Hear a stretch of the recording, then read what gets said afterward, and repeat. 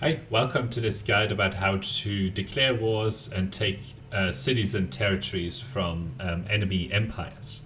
I'll first explain a little bit about how to build war support, and we'll talk about, after we declare the war, how you actually build war support and force the enemy to surrender, and then we'll discuss some of the mechanics behind how many territories you're actually able to pick off from your enemies.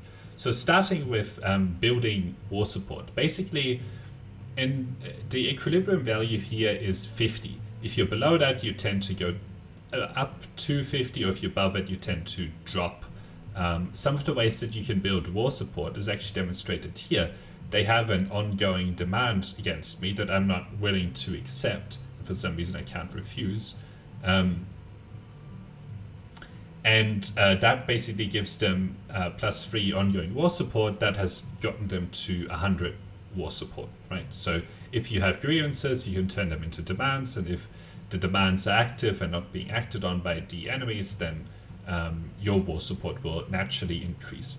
The other way that you can increase war support is, it's not really any territory like that around here actually, but there's some territory here that is sort of not attached to anything. So if they were to have units in here, I could actually attack them and build my war support using that mechanism, right? Like if they retreat from me, or if I win skirmishes, then my war support builds and their war support drops, right? And skirmishes are basically either neutral territory or in outposts that are not attached to anything. Then you can also get war support through religion by picking certain cultures, all that sort of stuff as well. Right, so once you have enough war support, then you'll want to declare war. And there are basically two buttons here, right? Surprise war. For that you need at least 20 war support, and that's what we'll do, and I'll show you some of the consequences of doing that. If you have at least 80 war support, you can declare a fall war, but we don't have enough war support for that. So we'll have to declare a surprise war here. Now, you're the cake and I'm the knife. very funny. Then what you can see here, because I declared a surprise war, Do your worst. I will. I'm actually getting -2 war support from declaring unjust war, as well as from the proximity of their empire, basically, right? So I have to keep maintaining my war support every turn so that I don't lose this war, which basically means that I have to be either win the war very, very quickly, which we'll do in this case, or I have to keep winning fights over and over and over, right? So you don't see that penalty on them. They just have their war support stable, and it'll go up and down based on the wins and losses that they have. Now, what we'll do here is I'll just attack, do an instant resolution here, and take the first city away from them, right? And what you can see happens at that point is that... Brave and just ruler, they tell me. I don't think they really know you. No, they don't know me.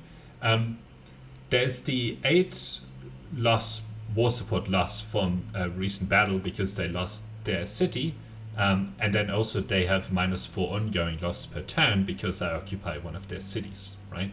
And that'll get worse. On the other hand, I just got 8 instant war support from a victory, so that's pretty good. Now we also have troops in place down here, so we'll take another city from them down here. We'll do an instant resolution that'll give us this city, and then you can see that they now have -16 instance loss and -8 war support that they're losing every turn, basically, right? And I get +16 instant because I won a couple of battles, right? Now I have to quickly go through this end turn. Just one moment.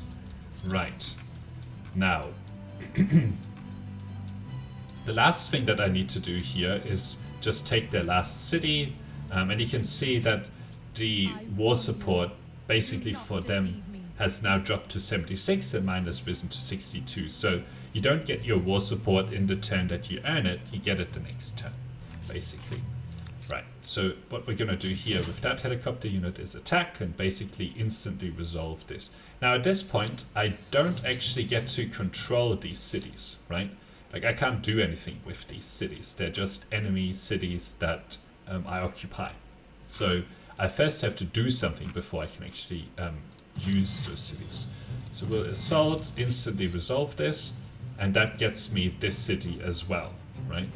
And at this point, they have actually the -12 from 3 cities being occupied, plus they don't have a capital, plus they also have low stability. Basically what happened next turn is that they're going to get wiped out to 0 war support because they lost their capital. And now gained a little bit of extra war support. So now quickly going through the end turn sequence here. Now I can force them into a war resolution. And this war score basically is things like the winner's war support at the start and the end, any existing sort of demands that I might have on them, as well as things like the number of occupied enemy cities. I get a little bit of a bonus for that. Now you can see that there's actually 3 things that I could ask for here, 3 cities, right? But I only really have enough to pick any 2 of these.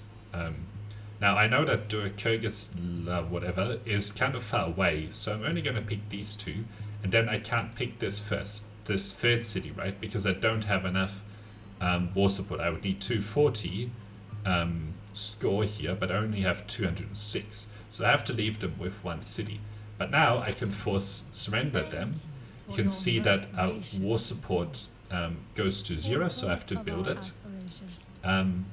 But now this is just a city that I can do whatever I want with, right? It's just one of my cities that I can play with. I can attach territories if I want to. I can take this science osmosis event. I can build stuff. Whatever I want to do with this city, I can now do. It's just one of my cities. And it's the same with this city down here, right? Like I can take that, and these guys can start building the geosynchronous satellite as an example. So there you have it. In summary, to build war support, you'll probably want to fight skirmishes, make demands and claims on your enemies, and sort of generate grievances. Then once you have enough war support, you either want to declare a surprise war or a formal war, and then you need to keep winning fights, taking cities from enemies. Basically, the more cities you occupy, the more their war support drops to 0. And once their war support is at 0, you can force them to surrender, and then you can dictate terms based on your war score, which depends on any existing demands that you have, the war support your war support at the start, and the war support at the end, as well as any cities that you occupy. So those are some of the things that go into your war score, and then you can spend your war score on taking their cities, taking their territories, that sort of stuff. So thanks for watching, and until next time, bye.